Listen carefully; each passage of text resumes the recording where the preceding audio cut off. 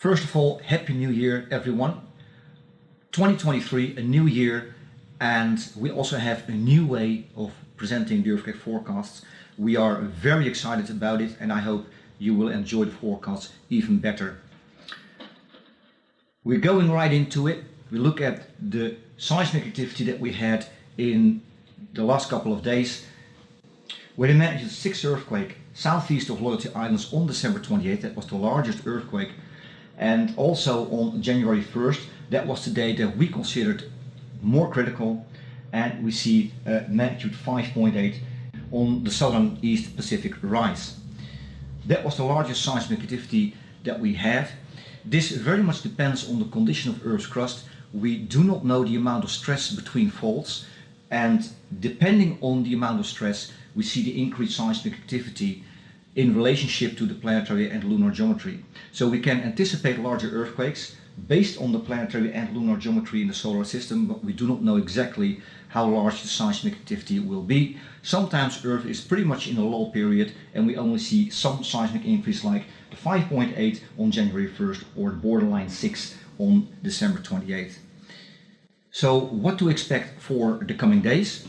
As you can see, we have two planetary conjunctions today. That's Sun, Venus, Saturn at 12:08 UTC, practically as we speak, and also 7 hours later Sun, Mercury, Mars, and it will be at 19:08 UTC. For the planetary geometry in the solar system, this is a convergence, a near convergence, and this can be critical. We could see a seismic increase. Based on the planetary geometry alone, I'd say mid-6, maybe larger, higher 6, if worst comes to the worst, a magnitude 7. My estimate is that January 6th will be most critical, maybe the 5th already if it arrives a bit early, maybe the 7th, give or take. Again, mid-6, higher 6. When we have a convergence of planetary conjunctions like this, we could be in for a surprise, so be on watch just in case in the next couple of days. In the solar system, we see the planetary conjunctions today.